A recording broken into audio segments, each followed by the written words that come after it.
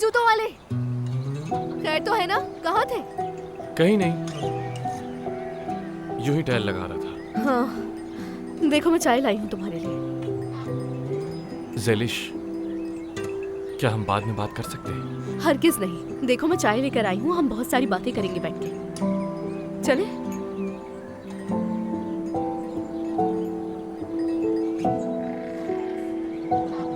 चलो बैठो। बैठ। अरे वहाँ कहाँ बैठ रहे हो? इधर बैठो। अरे बैठो, मेरी शक्ल क्या देख रहे हो? बैठ जाओ।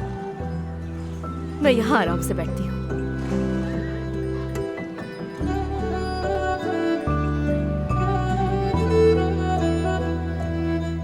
ये चाय रखी है, क्यों नहीं पी रहे? क्या बात है, मुझे बताओ जरा। ज़ेलिश, मैंने तुम्हारी अपनायत का मुस्तहिक होने के लिए बहुत कुछ किया।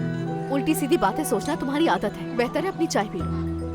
पी लूंगा, अभी गर्म है, ठंडी होने दो। क्या बात है, हर चीज में तुम्हें मसला होता है। उठाओ इस कप को, पियो जल्दी से। ये लो, पी लो। अरे कह रहा हूँ ना कि पी लूंगा। चिल्ला क्यों रहे हो? हाँ, अगर नहीं पीनी तो मत पियो ना। वजह क्या है? चाय ही तो है, पी क्यों नहीं रहे हो तुम? हाँ तुम मुझसे जरूरी बात करने वाली थी। हाँ, चाहे तो एक बहाना है, बताओ क्या बात करनी है? दरअसल मैं चाय पीने आई थी यहाँ पर।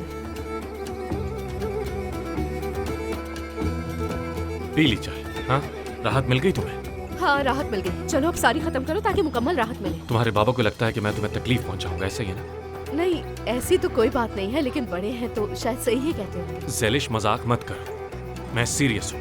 मजाक थोड़ी है। हाँ, उनकी बेटी हूँ ना मैं, इसीलिए फिक्रमंद है मेरे लिए। लेकिन तुम तो अभी भी उनकी खिलाफ वर्जी कर रही हो ज़ेलिश।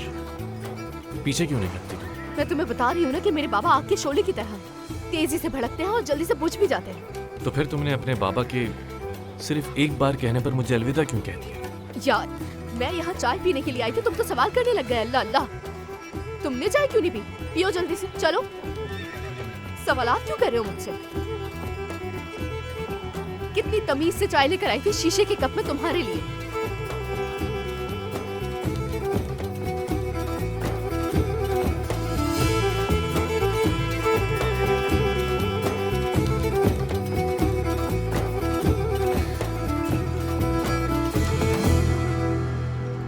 शुक्रिया हसीबे, शाबाश। तुम्हें पता मेरे साथ क्या हुआ? हाँ? मेरे साथ वो हुआ जिसके बारे में सोचा भी नहीं था मैंने। वो बीमार था इसलिए मैंने सब कुछ बर्दाश्त कर लिया, लेकिन उस आदमी को किसी का एहसास नहीं है। हम इलाज के लिए गए थे, इस पर बहुत बात हो चुकी है। क्या किसी और में मुझसे ऐसे बात करने की हिम्मत है? तुम अच्छी तरह जानती हो, कोई नहीं कर सकता। इस उम्र में भी वो मेरे काम बढ़ाता है। मैंने सिर्फ इतना कहा कि हमें थोड़ी देर के लिए नीले रंग का कोट पहनना पड़ेगा। जो वो कहेगा तुम वही करोगे, तुम्हारे पास कोई चारा नहीं। तुम इस तरह खामोश मत बैठो, चलो हम शॉपिंग करने के लिए चलते हैं। जितने चाहो उतने पैसे उड़ा लेना। आकिफ, मुझे पैसों की जरूरत नहीं है, मुझे सुकून चाहिए, सुकून। मैं जिस आदमी को देखकर पागल हो जाता हूँ उसके साथ अकेले बैठकर खाना खाऊंगा मैं? वो कहते हैं एक साथ वक्त गुजारो। देखो जरा। ठीक है, मैं उसकी कब्र पर जाकर 3 कलिमात और एक फातिहा पढ़ दूंगा, बल्कि साथ में थोड़ा सा रो भी लूंगा। वक्त ही गुजारना है तो मेरी मर्जी, जैसे भी गुजारूं सवाब भी मिलेगा मुझे। आकिफ, तुर्गुत। अच्छा ठीक है, अच्छा ठीक है, ठीक है, ठीक है, चलो उठो, तैयार हो जाओ। तुम भी कपड़े बदलो, खुद अभी तक बैठी हुई हो और मुझे कह रही हो। चलो। अम्मी, बाबा, मैं जा रही हूँ। कहाँ जा रही हो बेटी? गाँव जा रही हूँ, काम है। काम को थोड़ा इंतजार करने दो, चाचा आकिफ घर आ रहे हैं। हाँ तो आने दे बाबा। मेरा मतलब, मेरा नहीं है ख्याल कि मेरा आकिफ अंकल से मिलना बेहतर होगा। चलिए मैं जा रही हूँ, बाय। अल्लाह अल्लाह, मैंने कहा रुको। बेटी मैंने कहा था ना मेहमत का मामला खत्म हो चुका है। हाँ तो मैंने मान ली ना बाबा। हाँ ये सच है। शाम को उन्हें आकर देखने दो कि मेरी बेटी उनके बेटे को भूल चुकी है। ठीक है बाबा, मैं रुक जाती हूँ, लेकिन मुझे ये समझ नहीं आ रहा मेरे यहाँ रुकने से क्या होगा। तुम ये बात अपनी माँ से करना, मुझसे नहीं। अब तुम डिनर हमारे साथ करना, कहीं जाने की जरूरत नहीं। अरे ये क्या है बाबा? अरे क्या बाबा जान, एक घराने के तौर पर हमें मजबूत और एक साथ नजर आना है। चलो बैठ जाओ।